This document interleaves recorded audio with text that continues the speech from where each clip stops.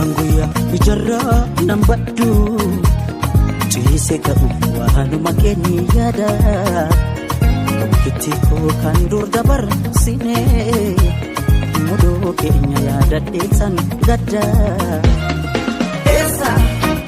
esa jirta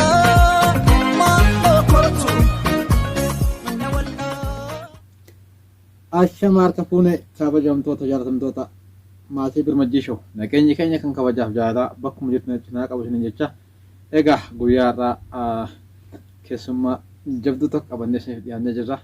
Turtiin keessan nu waliin haa ta'u isinin jecha keessummaan tunis saayintistii yookiin qorattuu waa'ee dhimma durbummaati. Egaa keessummaa teenya tanuu guyyaa irraa baga nagaan nu dhufte. Ayyee akkuma hojii keetii gaafii keenya kan guyyaa irraa waa'ee durbummaatiin jalqabna. Durbummaan eessatti argamti? Ati durbummaa ni qabdaa? Durbummaa gatee Dhiirri tokko durbummaa fudhachuu jechuun maal jechuudha? durbummaa fudhachuu jechuun waan xiqqaadhaa miti bar. Ati jechuun noobeela argachuu jechuu durbummaa fudhachuu jechuun. Mee durbummaa akkamii qabda? Kottoofattuu qabayyata akkana micciiramtee jecha. Durbummaan gosa meeqatu jira? Durbummaan sadii jira bar. Durbummaan sadii jira. Takka taa wal fuudhanii waa baddu. Takka malee utaalanii baddu. Takka ammoo jechaadha orijinaalii waan ittiin aayyoo guddoon jechuudha. Halluun durbummaa hoo akkamiidha? Durbummaan tokkoffaa diimtuudha. Dhiira meeqa agartee hin jirta? 70,000 wayii qabamee. Namni tokko yeroo tokko si wajjin ciisuudhaaf qarshii meeqa siif kenna? Diinaara kumaa miti. Diinaarri kumaa Itoophiyaa qarshii meeqa? 200,000.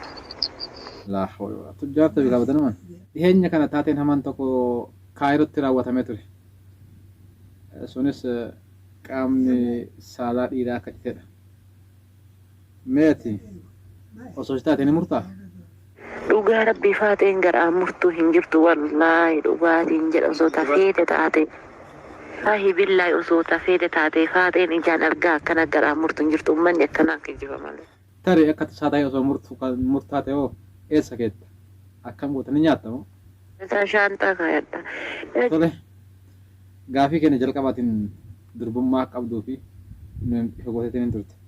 Boodarra immoo namoota yoo xiqqaatte dhiirota 70,000 ol akka agartees dubbattee jirta. 70,000 kana cufa agartee durbummaan kee akkamii baduu dhabe dubbiin kun zergaa waliin isaan golchu. Orijinaaliin hin banne bar. Yeroo jalqabaatiif eenyu si qunname? Doktor Naabiyaa Diinoo. Jaalala dhugaa eenyu irraa si qabe? Eessatti biyyatti moo biyya ormaa kanatti? Biyyatti.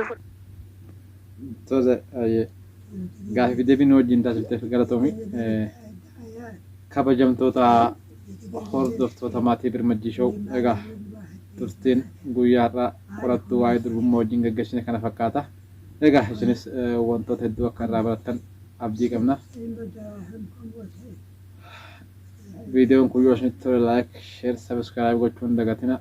Atis yeroo kee gabaabduu kanarraa as istiidiyoo birmajjiishootti argamteen wajjin gaafii deebisuu gaggeessuu keetii fi akkasuma ogummaa keetii wal qabsiiftee uummata kee kanaaf